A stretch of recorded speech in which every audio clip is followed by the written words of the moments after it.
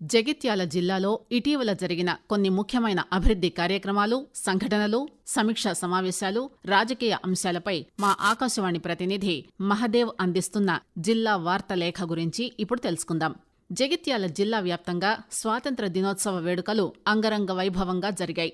Jagtial police parade మైదానంలో స్వాతంత్ర వేడుకల్లో ప్రభుత్వ విప్ అడ్లూరి లక్ష్మణ్ కుమార్ జాతీయ పతాకాన్ని ఆవిష్కరించి పోలీసు గౌరవ వందనం స్వీకరించారు. ఈ సందర్భంగా జిల్లా ప్రగతిని వివరించారు. ఇచ్చిన మాటకు కట్టుబడి ప్రభుత్వం దేశంలో ఎక్కడా లేని విధంగా రుణమాఫీ చేసిందని తెలిపారు. జగిత్యాల జిల్లాలో 754 ప్రభుత్వ పాఠశాలలుండగా వాటిలో 577 పాఠశాలలకు మౌలిక సదుపాయాల కల్పన కోసం 32 కోట్ల రూపాయలు మంజూరు చేశామన్నారు. జిల్లాలో మెరుగైన వైద్య సేవలందించే విధంగా ప్రభుత్వ ఆసుపత్రుల్లో అవసరమైన సదుపాయాలు కల్పిస్తున్నామని, జగిత్యాల, కోరుట్ల, ధర్మపురి పట్టణాల్లో డయాలసిస్ కేంద్రాలు ఏర్పాటు చేశామని అన్నారు.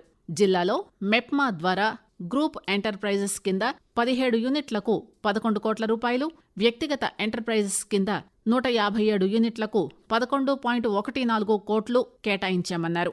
స్వచ్ఛదనం పచ్చదనం కార్యక్రమం కింద జిల్లాలోని 5 పట్టణాలు, 385 గ్రామ పంచాయతీల్లో ప్రత్యేక కార్యక్రమం నిర్వహించామని, 1490 కిలోమీటర్ల రహదారులు, 1023 కిలోమీటర్ల మురుగు కాల్వలను శుభ్రపరిచామన్నారు.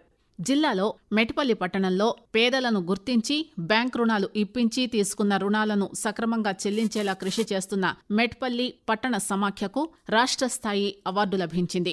హైదరాబాద్లో మంత్రి సీతక్క చేతుల మీదుగా మెట్పల్లి పట్టణ సమాఖ్య అధ్యక్షురాలు బబ్బూరి లక్ష్మి ఈ అవార్డు అందుకున్నారు. కేంద్ర ప్రభుత్వం కిసాన్ క్రెడిట్ కార్డు రుణాలపై వడ్డీ రాయితీని ఈ ఆర్థిక సంవత్సరానికి కూడా కొనసాగిస్తున్నట్టు లీడ్ బ్యాంక్ మేనేజర్ తెలియజేశారు. 2024-25 ఆర్థిక సంవత్సరానికి కూడా వడ్డీ రాయితీని కొనసాగిస్తున్నట్టు ప్రకటించిన నేపథ్యంలో జిల్లాలో రైతులు ఈ అవకాశాన్ని వినియోగించుకోవాలని కోరారు. ఈ పథకానికి 19 సంవత్సరాల నుంచి 69 సంవత్సరాల లోపు వయసు ఉన్నవారు అర్హులని తెలియజేశారు. కిసాన్ క్రెడిట్ కార్డుతో సంవత్సరం పొడుగునా విత్తనాలు, ఎరువులు, పురుగుల మందులు కొనుగోలు చేయవచ్చని చెప్పారు.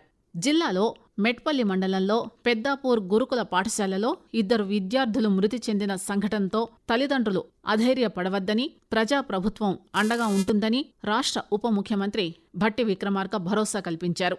బాధిత తల్లిదండ్రులను పరామర్శించి భావోద్వేగానికి గురయ్యారు.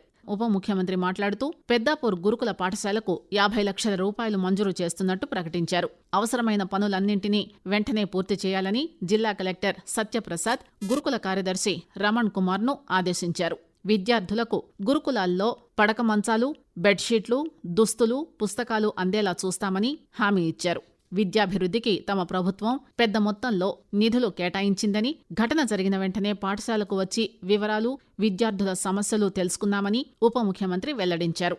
గురుకులాల్లో వసతుల కల్పనకు తమ ప్రభుత్వం కట్టుబడి ఉందని, భవిష్యత్తులో ఇటువంటి ఘటనలు పునరావృతం కాకుండా చూసుకునే విధంగా కఠినమైన చర్యలు చేపడతామని అన్నారు. అన్ని పాఠశాలల్లో హెల్త్ సూపర్వైజర్లు ఉండేలా ఆదేశాలు జారీ చేస్తామని, పాఠశాలల్లో పాము కాటు మందులతో పాటు ఇతర మందులను అందుబాటులో ఉండేలా చర్యలు తీసుకుంటామని ఉప ముఖ్యమంత్రి తెలిపారు. పేదవారికి మెరుగైన వైద్యం అందించాలని, ప్రతి ఒక్కరూ అంకిత భావంతో పనిచేయాలని రాష్ట్ర వైద్య ఆరోగ్య సంచాలకులు డాక్టర్ రవీంద్ర నాయక్ అన్నారు.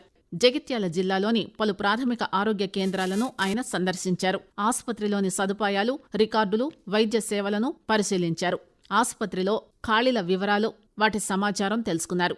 సిబ్బంది నియామకంతో పాటు ఒప్పంద ప్రాతిపదికన సిబ్బందిని నియమించేలా తగిన చర్యలు తీసుకుంటామని తెలిపారు. జిల్లాలోని ప్రముఖ దేవాలయమైన ధర్మపురి శ్రీ లక్ష్మీ నరసింహస్వామిని హైకోర్టు న్యాయమూర్తి జస్టిస్ కె శరత్ దర్శించి ప్రత్యేక పూజలు నిర్వహించారు. ఆలయ సాంప్రదాయం ప్రకారం ఆలయ సిబ్బంది న్యాయమూర్తికి పూర్ణ కుంభ స్వాగతం పలికారు. ప్రత్యేక పూజల అనంతరం ఆశీర్వచన మంటపంలో వేద పండితులు, అర్చకులు స్వామివారి శేష వస్త్రాన్ని అందజేశారు.